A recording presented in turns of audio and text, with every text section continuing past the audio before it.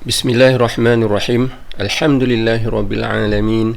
Assalatu wassalamu ala asyrafil anbiya'i wal mursalin wa ala alihi wa sahbihi ajma'in.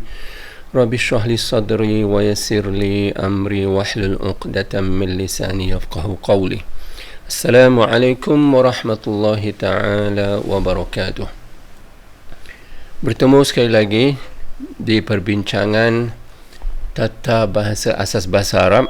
Dan kita sekarang ni di pelajaran ataupun pertemuan yang ke-57. Dan untuk menyambung perbincangan kita akan buat hari ini insya-Allah muka surat 124, iaitu di bawah tajuk kumpulan kata kerja 8 ifta'al. Untuk membincangkan wazan 5 dia, bagaimana dia berpecah untuk menunjukkan kepada lelaki, pelaku ni ialah lelaki atau perempuan, ataupun pihaknya, sama ada pihak dia, pihak kamu dan pihak yang bercakap. Ini ialah kalau bilangan 1 kita akan bincangkan, dan kalau bilangan ramai pun kita akan bincangkan ialah.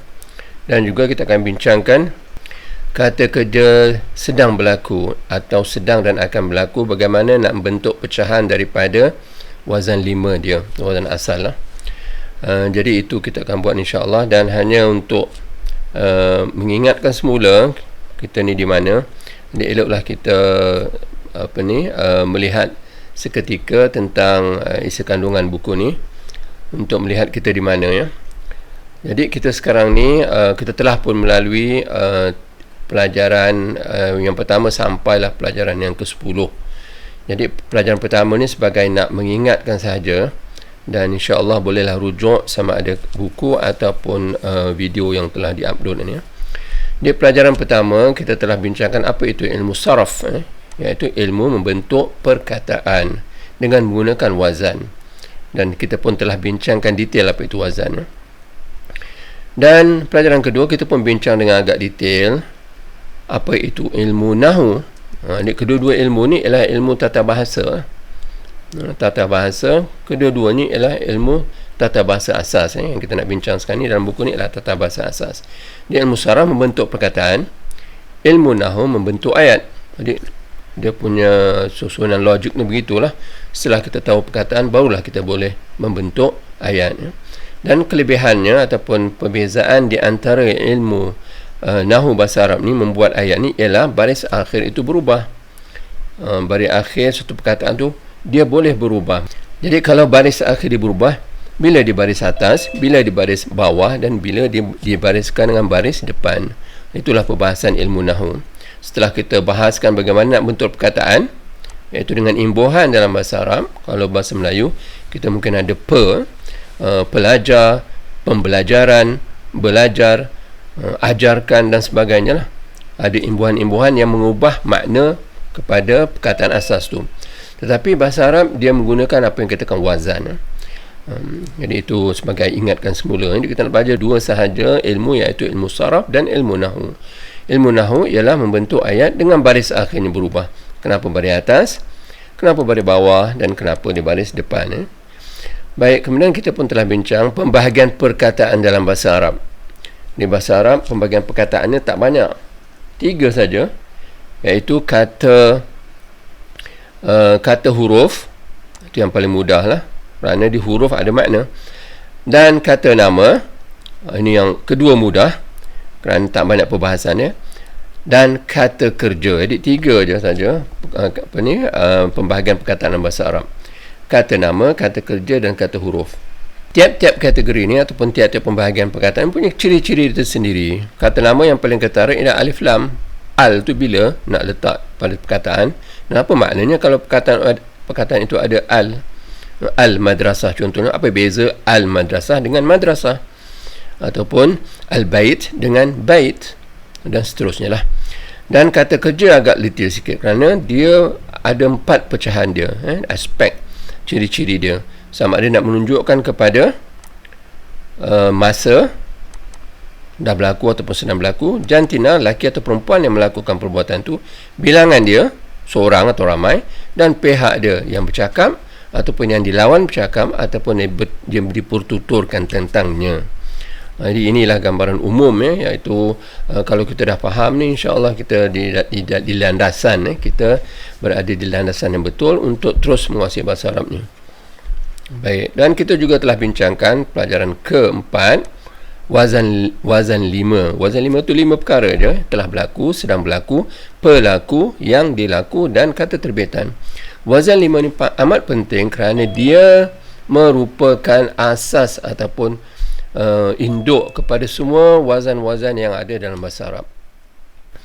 Jadi kalau kita kuasai wazan 5, yang lain insya-Allah mudah kita nak kuasai. Tapi kalau kita belum menguasai wazan 5, kita kurang jelas apa maksud wazan 5 ni, dia perlulah kita rujuk semula untuk mengetahui apa itu wazan 5, kerana semua boleh dikatakan begitulah. Semua wazan-wazan dalam bahasa Arab terbentuk asasnya ialah wazan 5. Kerana daripada wazan 5 lah dia akan terpecah kepada bermacam-macam wazan yang hari ini insya-Allah kita nak buat ni, iaitu kumpulan yang ke-8 dan pecahan bagi kata kerja telah berlaku ni bagaimana, kata kerja sedang berlaku ni bagaimana. Bagaimana pecahannya. Jadi itu kita telah buat wazan 5, iaitu pelajaran keempat. Dan pelajaran kelima kita telah kita bincang dengan detail, iaitu kata kerja telah berlaku, bagaimana dia punya bentuk-bentuknya, dan kata kerja sedang berlaku juga, dan berdasarkan kepada kata kerja sedang dan akan berlaku ni timbullah apa yang disebut bagaimana kita nak bentuk wazan suruhan dan wazan larangan. Itu sebab wazan suruhan dan larangan ni diletak di bawah kata kerja sedang dan akan berlaku. Jadi dia tidak samalah statusnya. Jadi status yang 5 ni, wazan 5 ni, yang pertamanya iaitu telah berlaku, sama status dia dengan sedang dan akan berlaku. Tetapi wazan seluruhannya di bawah kata kerja sedang dan akan berlaku. Jadi pasal tidak diletakkan sama di atas wazan 5 tu. Kalau tidak dia akan jadi wazan 7 lah. Kerana wazan suruhan dan wazan larangan. Tapi dia diletak di bawah sedang dan akan berlaku, dan kita ada 5 je wazan, dan daripada 5 wazan ini dia akan pecah kepada pecahan-pecahan untuk menunjukkan makna-makna tertentu. Jadi ini sebagai ulang ingat, iaitu apa yang telah kita lalui selama ni, yang hampir setahun lebih ni, insya-Allah. Kerana kita sekarang ni di pertemuan yang ke-57. Kalau satu tahun ada 53 minggu atau 52, tak ingat saya dah. Tapi maksudnya dah setahun lebih lah kita buat ni. Jadi mudah-mudahan kita dapatlah sesuatu daripada tidak mendapat apa saja yang kita tak dapat untuk menguasai bahasa Arab. Baik, kembali pada perbincangan ataupun ulang ingat kita, iaitu pelajaran yang ke-6, yang berdasar kepada wazan 5. Berdasar kepada wazan 5 kita bincang juga pecahan dia bagi kata pelaku. Kata nama pelaku, kata nama yang dilaku, dan juga kata terbitan adalah pecahan-pecahan dia, sama ada menunjukkan pada lelaki atau perempuan, dan bilangan dia satu ataupun ramai. Kemudian pelajaran ke-7 kita bincangkan tentang apa yang disebut sebagai kategori kata kerja. Kategori kata kerja maksudnya 3 huruf asal tu, fa, ain, lam. Kadang-kadang dia terdapat pada fa, kadang-kadang terdapat pada ain, dan kadang-kadang terdapat pada lam. Apa yang dikatakan lemah, huruf lemah. Kalau lemah awal tu di bahagian fa, lemah tengah tu di bahagian ain, kalau lemah akhir tu di bahagian lam. Jadi daripada fa'al kadang-kadang dia boleh jadi wa'al ataupun ya'al, dan daripada fa'al juga kadang-kadang dia jadi fawal ataupun fayal. Tapi dia akan mengalami perubahan. Ini yang perbincangan dalam perbincangan tentang kategori kata kerja. Ini kita dah bincang dalam pelajaran ke-7. Jadi dia ada semua sekali ada 6 lah kategori. Yang asal tu yang sejahtera, tak ada masalah kerana dia tak ada lemah. Dia tak ada huruf lemah, iaitu huruf waw dengan ya, dan dia tak ada huruf hamzah, dan dia tak ada huruf yang berganda. Tapi kita dah bincangkan ni, jadi insya-Allah kalau ada yang kurang jelas tu boleh dirujuk kepada YouTube ataupun pada buku kita, insya-Allah. Kategori ni, 6 kategori ni, dia terdapat wazan 5 dia tersendiri. Jadi itu yang dia bertambah-tambah. Wazan ni bertambah-tambah kerana berdasarkan kepada kategori dia dan sebagainya. Baik, apabila kita masuk pelajaran ke-8, iaitu ni apa yang dikatakan kumpulan kata kerja. Yang tadi kategori ada perbezaan sikitlah kumpulan dan kategori. Kalau saya boleh merahkan ni. Ni wazan 5, ada kumpulan kata kerja yang tiap-tiap kategori ni mempunyai wazan 5 dia sendiri, dan ada kumpulan kata kerja. Dan kumpulan kata kerja ini mempunyai kategorinya juga sendiri. Dan kumpulan kata kerja ini terbagi kepada yang ditambah satu huruf. Kita dah bincang pada pelajaran ke-8. Yang ditambah 2 huruf, itu pun telah bincang ni, dan ditambah 3 huruf.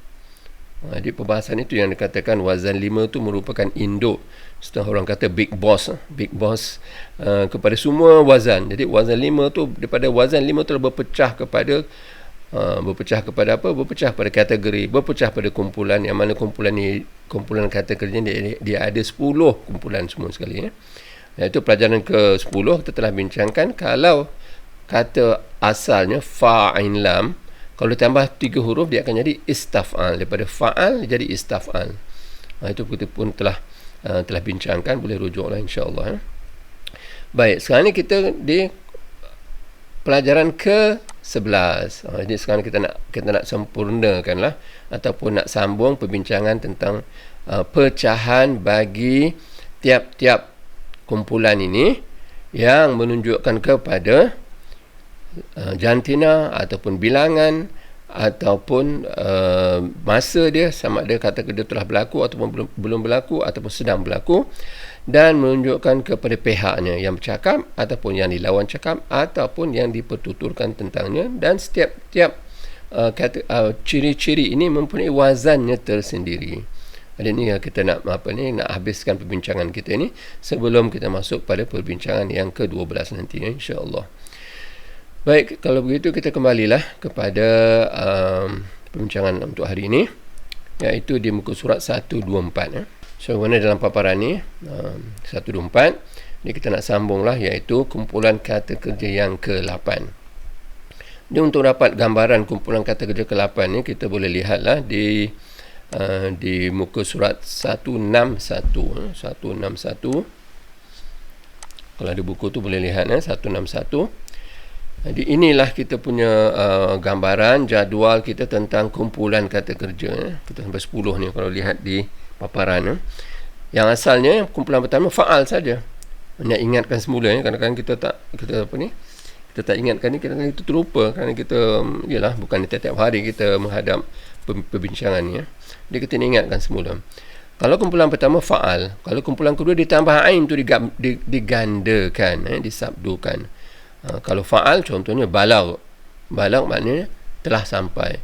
Kalau balagh maknanya telah menyampaikan. Itulah beza dia, ataupun apa yang dimaksudkan dengan sabdu sini, di antara maknanya lah.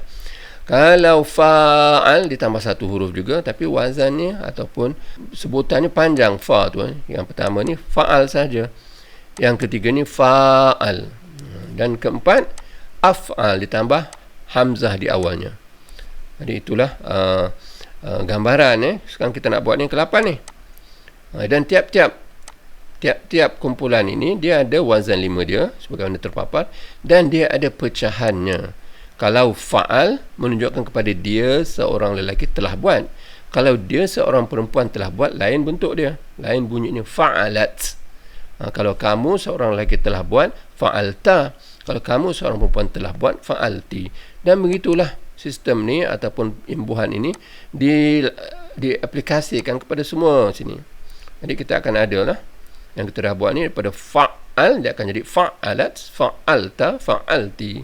Kalau fa'al dia akan jadi fa'alat, fa'alta, fa'alti, dan seterusnya yang kita dah bincang sebelum ni.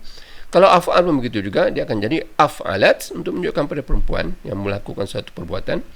Kemudian kalau kamu af'alta, kalau kamu perempuan, af'alti. Begitulah juga tafa'al, tafa'alat, tafa'alta, tafa'alti, dan tafa'al, tafa'alat, tafa'alta, tafa'alti, dan seterusnya.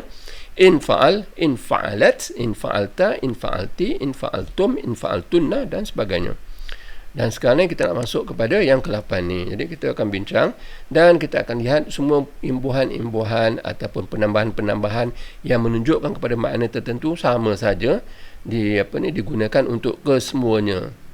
kesemuanya daripada kumpulan pertama sampai kumpulan yang ke-7 yang telah kita buat, dan hari ini insya-Allah kalau sempat kita habiskan sehingga kumpulan yang ke-10.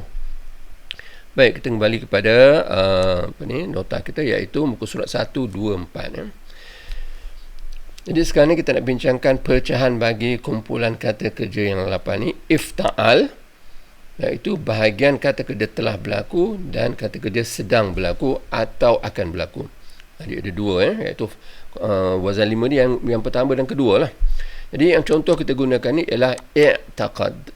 Baik. Ifta'al ditambah ta ni ditambah dua huruf ni, alif ditambah daripada awal baris bawah, fa ni mati, dan ta tu ditambah baris atas. Jadi ifta'al asalnya fa'al. Jadi penambahan di sinilah alif ta. Jadi dua lah huruf ditambah ke sini yang menunjukkan pada makna tertentu. Kalau ini kita tahulah ditambah alif di sini dan ditambah ta, asal perkataannya ialah ain, qaf, dal. Buka dalam kamus, dia akan tunjuklah apa makna ain, qaf, dal, dan dia akan tunjuk juga apa makna i'taqad, iaitu nombor 8 nanti dalam kamus dia akan tunjukkan ya. Tapi kita nak bincangkan dulu bagaimana perkataan ini dibentuk. Baik, kita lihat satu persatu. Jadi sekarang ni kita bincang kata kerja telah berlaku. Jadi wazannya ifta'al, untuk dia lelaki telah buat sesuatu. Kalau perempuan ifta'alat.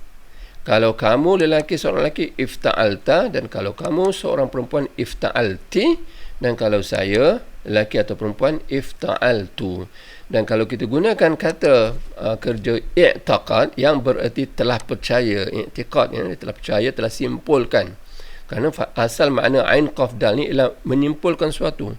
Jadi kalau i'tiqad tu sebenarnya dia adalah simpulan daripada apa yang dipercaya. Ini makna literalnya lah. Baik. Kalau kita berdasar pada wazan ifta'al, kita akan sebut i'taqad. Itu dia seorang lelaki telah beriktikad. Kalau dia seorang perempuan, kita akan sebut i'taqadat, berdasar pada wazan ifta'alat. Kalau kamu seorang lelaki, i'taqad ta, ditambah ta jadi di akhirnya, mari atas ya. I'taqad ta, daripada yang asal ni i'taqad. Dan kalau kamu seorang perempuan telah beriktikad sesuatu, i'taqad ti, ditambah ti jadi di akhirnya. Dan kalau saya, i'taqad tu, ditambah tu di sini melambangkan saya yang beriktikad ni. Kalau kamu perempuan, i'taqad ti. Kalau kamu lelaki seorang, i'taqad ta, dan sebagainya lah.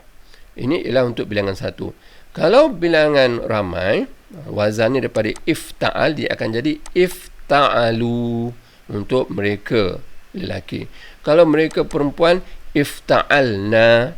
Dan kalau kamu semua lelaki, ifta'altum. Dan kalau kamu semua perempuan, ifta'altunna. Dan kalau kami, ifta'alna. Jadi kalau kita buat contoh daripada i'taqad, dia akan jadi beginilah. I'taqad untuk seorang, dia, yang ni, atas ni, dia seorang lelaki telah beriktikad. Kalau mereka lelaki telah beriktikad, dia akan sebut i'taqadu. Perubahannya iaitu dengan ditambah waw di akhirnya, waw dan alif ya. Dan dal tu dibariskan depan, i'taqadu. Kalau mereka perempuan, i'taqadna, nun ni pendek ya. Kerana yang kalau kami ni nun ni panjang, i'taqadna panjang. Itu yang bahasa Arab, kalau panjang pendek tu berubah makna. Baik, kalau mereka perempuan, i'taqadna pendek, dan kalau kamu semua lelaki, i'taqadtum, dan kalau kamu semua perempuan, i'taqadtunna, dan kalau kami, i'taqadna. Jadi inilah pembentukan ataupun pecahan daripada ifta'al. Ifta'al telah berlaku, dan bagaimanakah dia berpecah untuk menunjukkan kepada lelaki atau perempuan, bilangan satu ataupun ramai, dan juga pihaknya, pihak dia, pihak kamu, ataupun pihak yang bercakap. Begitulah dia punya pembentukan dia. Jadi lepas ni insya-Allah kita akan tengok contoh-contoh di dalam Al-Quran, bagaimana contoh-contoh yang perkataan dibentuk dalam wazan ni. Baik, ini ialah telah berlaku, kerana wazan 5 tu ada dua wazan.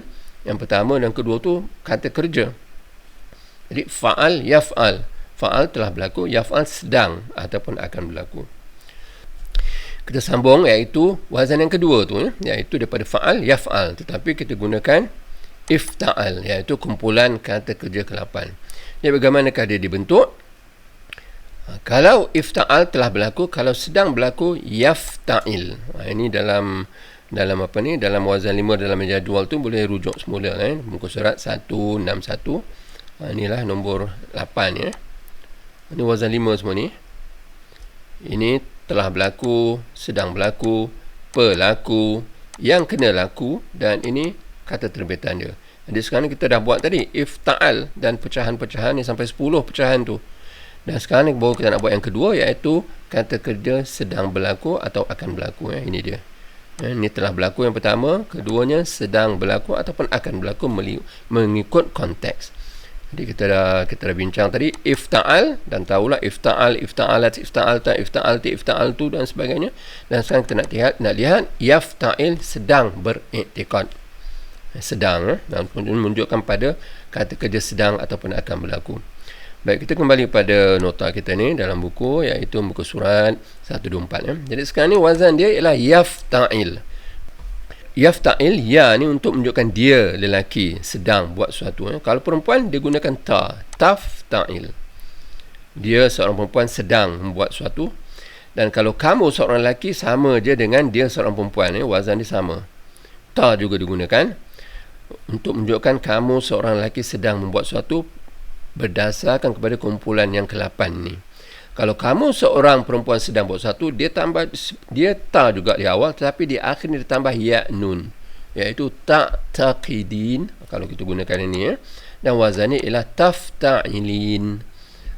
Ini kita kena hafal sikit memang tak boleh lari.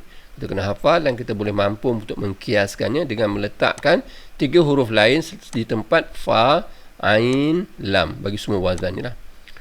Dan kalau saya sedang buat sesuatu sama lelaki atau perempuan, kita wazan dia lah begini, dia tambah di awalnya hamzah berbaris atas, ini afta'il. Dan dengan menggunakan kata dasar, iaitu kalau i'taqad kata dasar dia ain, qaf, dal, kita sepatutnya bolehlah membentuk bagaimana kita letak ain, qaf, dal tu di bahagian fa, ain, lam. Jadilah dia perkataan di sini, perkataan yang kita bentuk berdasar pada wazan yafta'il, iaitu menunjukkan makna dia seorang lelaki sedang beriktikad, iaitu ya'taqid. Kerana ain, qaf, dal mengambil tempat fa, ain, lam. Jadi kadang-kadang kita perasan kali pertama kita nampak, tapi kadang kita terlupa, jadi eloklah kita ulang selalu Jadi kalau dia sedang beriktikad seorang lelaki, ya'taqid sebutannya. Kalau dia seorang perempuan, dia tak kata ya'taqid, tapi dia kata ta'taqid. Ta di sini Dan begitulah kalau kamu lelaki, sama dia dengan kamu dengan dia seorang perempuan, iaitu ta'taqid juga. Seperti wazan tafta'il di sini sama ni. Dua-dua ni sama. Kalau gunakan ain, qaf, dal, samalah kedua-duanya. Ta'taqid untuk dia seorang perempuan sedang beriktikad, dan ta'taqid juga untuk menunjukkan kamu seorang lelaki sedang beriktikad. Apakah yang kita boleh bezakan dari kedua ni? Tengok ayat nanti. Ayat tu berbicara tentang siapa? Kalau berbicara tentang kamu seorang lelaki, kita gunakan yang ni, tapi samalah bentuk dia. Dan berdasarkan kepada konteks ayat tu baru kita tahu maknanya, sama ada dia seorang perempuan ataupun kamu seorang lelaki. Dan kalau kamu seorang perempuan, gunakan wazan tafta'ilin, iaitu ta'taqidin. Jadi kena mampu kita kiaskan ataupun kita ambil tempat fa, ain, lam ni kita ganti dengan ain, qaf, dal dan sebut sebagaimana wazan ini. Tafta'ilin, ta'taqidin. Jadi inilah kemahiran yang perlu dikuasai untuk siapa nak menguasai bahasa Arab. Kalau saya afta'il, dia gunakan ain, qaf, dal, a'taqid. Jadi selesai itu Dan kalau ramai ni bilangan 1. Kalau ramai sama saja isu dia ataupun cara dia tambah waw nun di akhirnya. Yafta'ilun iaitu ya'taqidun. Dan kalau ramai perempuan, yafta'ilna pendek dan ya'taqidna pun pendek juga. Kemudian kalau kamu ramai lelaki, tafta'ilun, ta'taqidun. Dan kalau kamu ramai perempuan, tafta'ilna, ta'taqidna. Dan kalau kami, nafta'il, na'taqid. Dia memanglah pembentukan kata kerja dalam bahasa Arab ni agak rumit sikit ya. Kalau kita tak biasa, kali pertama kita jumpa memang kita rasa ini mencabarlah ya. Tapi yang perlu kita didedahkan peringkat awal. Dan setelah kita didedahkan dan jumpa perkataan-perkataan lain nanti, baru kita nampak bagaimana dia berfungsi untuk mengubah suatu makna yang asalnya ialah ifta'al untuk kata kerja telah berlaku, dan yafta'il untuk kata kerja sedang ataupun akan berlaku. Dan inilah perubahan dia. Jadi daripada ifta'al dia dah jadi 10 dah. Yang ni pertama ni 5 ni 10. Ni 5. Kemudian ini 5 lagi dah 10 daripada asalnya 1 ni. Ini samalah juga yafta'il dia jadi 10 dan asalnya ialah 1 dia. Itu yang dikatakan daripada wazan 5 tu akan pecah kepada wazan-wazan lain. Jadi kalau kita boleh kasih warna lain sini, tapi buku tak ada warna, jadi bolehlah di circle ke apa, tengok kesesuaian masing-masing lah. Jadi ini asalnya ifta'al jadi 10 ni. Asal kedua ni yafta'il jadi semua sekali dah 10 dah. Jadi itulah cara membentuk apa kata kerja pecahan daripada telah berlaku dan sedang akan berlaku. Dan jadi sebelum kita masuk kumpulan ke-9, sekarang ni kita bincangkan bagaimana nak bentuk saja kumpulan ke-8 ni. Wazan ni ifta'al, bagaimana dia pecah. Ifta'al pecah jadi 10 dan yafta'il dia pecah menjadi 10 juga. Jadi sekarang ni kita nak tengoklah daripada website iaitu Corpus. Website the Quranic Arabic Corpus. Kalau nampak di paparan ni, kita nak lihat bagaimana contoh-contoh yang terdapat dalam Quran. Jadi sebelum ni kita dah sebut ataupun kita dah buat beberapa praktikal. Jadi kita kalau buka website ni, ada dia punya dia punya alamat dia, dan kita pilih Quran Dictionary, pilih Morphological Search. Bila pilih morphological search ni, yang bahagian part of speech tu kita pilih all. Nak tengok semua sekali ataupun nak menjurus pilih verb pun tak apa juga. Sementara ni kita pilihlah verb saja. Kemudian form ni yang dikatakan kumpulan kata kerja. Jadi sekarang kita nak pilih yang ke-8. Jadi dalam dalam penggunaan convention orientalis ni ataupun cara dia bentuk ni ialah digunakan Roman, tulisan Roman, iaitu VIII. Itu 8 lah tu. Ini kumpulan yang ke-8. Kita ada yang pertama, kedua, ketiga, keempat, kelima, yang ke-8 ni. Bila kita pilih form yang ke-8 ni dan kita kata search, itu yang dia akan paparkan semua perkataan dalam Al-Quran yang menggunakan ataupun yang dibentuk dengan menggunakan wazan ataupun kumpulan kata kerja ke-8. Jadi kalau kita lihat sini, kita boleh lihatlah apa maknanya dan juga ayat-ayat yang terdapat perkataan tersebut. Jadi kalau di sini, kalau ini 2 ni maksudnya surah yang kedua lah. Kemudian ayat yang ke-16. Kemudian perkataan yang ketiga. Ini maksudnya. Kalau nak berlatih sendiri, bolehlah buat sendiri, tak ada masalah. Baik. Kita lihatlah pembentukannya dan kita belum sentuh lagi kalau terdapat kategorinya, kalau ada huruf lemah dan sebagainya. Jadi buat masa ni saya rasa eloklah kita latih untuk menggunakan perkataan yang tidak ada huruf lemah, kerana dia agak perlu pada kebiasaan sedikit. Jadi nampak gayanya kebanyakannya ada huruf lemah. Ini okey. Apa makna ni perkataan ni lah yakhtalifun. Yakhtalifun, ni perkataan dia, dan dia kasih makna dalam bahasa Inggeris. Jadi fallahu yahkum bainahum yaumal qiyamah fima kanu fihi yakhtalifun. Jadi perkataan yakhtalifun ni mana asal dia? Wazan dia bagaimana?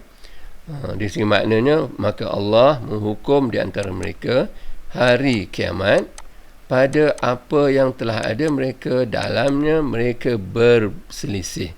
Jadi yakhtalifun, wazan ni apa dia wazan? Kita kena lihatlah yang kita dah bincang tadi. Yakhtalifun. Jadi nampak gayanya dia ialah sini. Yakhtalifun, yafta'ilun. Yafta'ilun, yakhtalifun. Jadi kalau kita gantikan ni, yakhtalifun, jadi kita akan nampaklah bahawa 3 huruf asal ni ialah kha, lam, fa. Kerana bahagian fa, ain, lam. Jadi ini kemahiran yang kita perlu kuasai kerana kita nak cari 3 huruf asalnya. Jadi yafta'ilun, perkataannya ialah yakhtalifun. Apakah dia 3 huruf dasarnya, iaitu kha, lam, fa. Kita gantikan tempat bahagian fa, ain, lam. Dan kita dah tahu 3 huruf dasarnya, kha, lam, fa. Kita tengok kamus. Jadi kita pun ada kamus di sini. Kita tengok kha, lam, fa. Apakah makna kha, lam, fa, dan macam mana kita nak cari makna perkataan yakhtalifun. Jadi kita scroll sini, kamus ni dia boleh di-download dalam Play Store pun boleh, ataupun kalau siapa ada bentuk PDF ni bolehlah melihat sendiri ya. Jadi kha, lam, fa. Okey, dah jumpa dah ni. Kha, lam, fa. Jadi saya scroll cari bahagian ini kha, lam, dal. Kita nak cari kha, lam, fa. Jadi kena scroll lah banyak-banyak ya sampai jumpa kha, lam, fa. Baik, kita scroll lagi kha, lam, ta. Okey, scroll lagi kha, lam, ta, masih lagi. Dia kena scroll sampai jumpa dia baru. Okey ni. Nampak Jadi kha, lam, fa. Ini yang pertama, kumpulan pertama, kha, lam, fa. Sekarang kita kumpulan yang ke-8. Jadi kita kena scroll ni. Jadi dia akan hurailah kha, lam, fa tu maknanya apa? Untuk menjadi successor, pengganti. Itu yang khalifah datang daripada sini. Yang khalifah datang daripada sini. Sebab dia pengganti daripada pecahan daripada kha, lam, fa. Tapi sekarang ni kita nak tahu makna yakhtalifun. Yakhtalifun ialah kumpulan yang ke-8. Jadi kita boleh scroll ke bawah ni, kumpulan yang kedua. Ada Roman ya. Ini kumpulan yang ketiga. Disenaraikan semua makna-maknanya. Ini kumpulan yang keempat. Ini kumpulan yang kelima. Dan kita kena hafal lah wazan ni macam mana. Kelima tafa'al, iaitu takhallaf. Kalau kumpulan keempat af'al, iaitu akhlaf. Dan pecahan-pecahan dia akhlaf, akhlafat, akhlafta, akhlafti, akhlaftu, akhlafu dan sebagainya. Yang kita dah buat pecahan tu. Sekarang kumpulan yang kalau di sini yang ke-6. 6 apa wazan dia bagaimana bentuk dia? 6 ialah tafa'al. Jadi takhalaf. 7 tak ada dan terus ke 8. Di sini 8 lah. Ke-8 ni maksudnya ifta'al. Jadi ikhtalaf. Ikhtalaf. Jadi kita perlu mampu membentuk wazan 5 dia. Ikhtalaf, yakhtalif, mukhtalif, mukhtalaf, ikhtilaf. Jadi dia lambangkan saja kumpulan ni dan kita sepatutnya menguasai bagaimana nak bentuk perkataan tu. Jadi dia huraikan maknanya. Apa makna ikhtalaf? To differ, to different, to vary, to be. Macam-macam lah maknanya. Pilih yang mana sesuai. Yang sesuai dalam teks itu. Differ in opinion pun boleh. To quarrel pun boleh. Dispute pun boleh. Jadi dia senaraikan semua makna-makna yang di bawah kumpulan ke-8. Kita scroll lagi sampai situ ya. Kemudian baru yang X ni iaitu yang kumpulan ke-10. Nanti apa maknanya?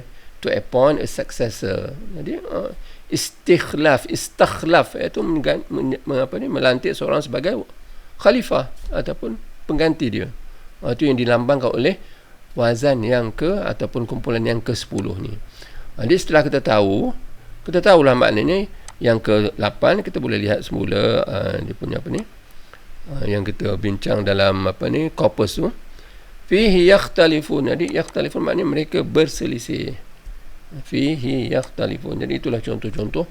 Di antara contohlah penggunaan kenapa kita hafal wazan ni, supaya kita boleh tahu 3 huruf dasarnya dan mencari di dalam kamus. Baik, ada contoh lain kita boleh lihat sini. Yang kebanyakan di sini nampak gayanya dia ada huruf lemah dan suruhan ni i'tamar satu lagi. Okey, i'tamar maksudnya apa?